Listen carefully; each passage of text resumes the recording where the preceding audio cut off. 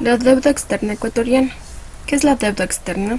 Son las obligaciones monetarias que tiene un país con entidades públicas que se encuentran en el interior o exterior del país, ya sea esta deuda en moneda nacional o en moneda extranjera. La deuda externa ecuatoriana ha sido durante muchos años uno de los componentes principales de la historia nacional de Ecuador, y es una práctica que acompañó a Ecuador desde los albores de su independencia.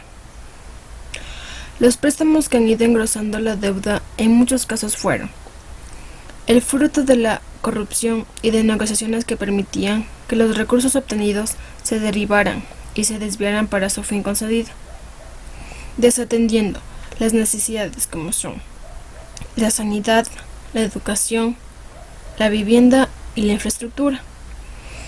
Para poder pagar las obligaciones del endeudamiento externo del país, se debía cumplir con las disposiciones de los organismos financieros internacionales, como son el Banco Mundial y el Fondo Monetario Internacional, lo que llevaba inevitablemente a priorizar las obligaciones financieras del Estado.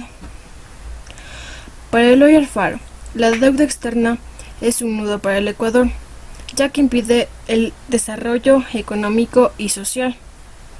La historia de la deuda externa ecuatoriana se inicia antes de que Ecuador se constituya república. Es necesario distinguir dos fases.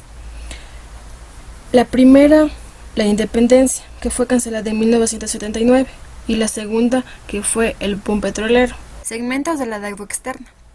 Bonos 24%, bilateral y bancos 43%, organizaciones internacionales 33%.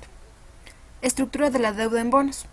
30% soberanos 2014, 22% soberanos 2020, 30% 2022, 11% 2026, otros 7%. La estructura de la deuda bilateral. China 76%, Reino Unido 7%, Estados Unidos 4%, otros 13%. La estructura de la deuda multilateral. BIP 56%, CAF 38%, otros 6%. Según el Ministerio de Finanzas, en el año 2017, la deuda histórica del Ecuador, tanto interna como externa, llegó a 43.542 millones. La deuda externa 28.552 millones, mientras que la deuda interna era de 19.990 millones de dólares. Sumadas ambas representan un total de 43,28% con respecto al PIB.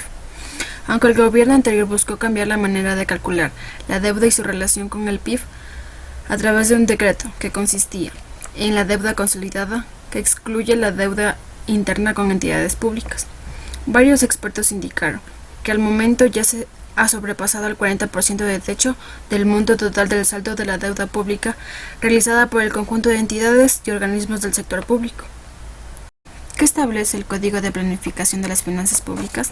En ese código también se menciona que en casos excepcionales, cuando se requiera endeudamiento para programas o proyectos de inversión pública de interés nacional y dicho endeudamiento supere el límite establecido, se requerirá la aprobación de la Asamblea Nacional, con la mayoría absoluta de sus miembros. Además, indica la ley que de alcanzarse el límite se deberá implementar un plan de fortalecimiento y sostenibilidad fiscal. El mayor peso de la deuda está en rubros correspondientes a bancos y bonos, por 11.149 millones de dólares. Deuda histórica en millones de dólares. En la gráfica podemos observar cómo la deuda ha crecido al transcurrir el tiempo, en qué año se permaneció estable y en qué año decreció la deuda. Estos datos están hasta el año 2017. Como podemos ver, la deuda se mantiene estable en los años 2006, 2007 y 2008.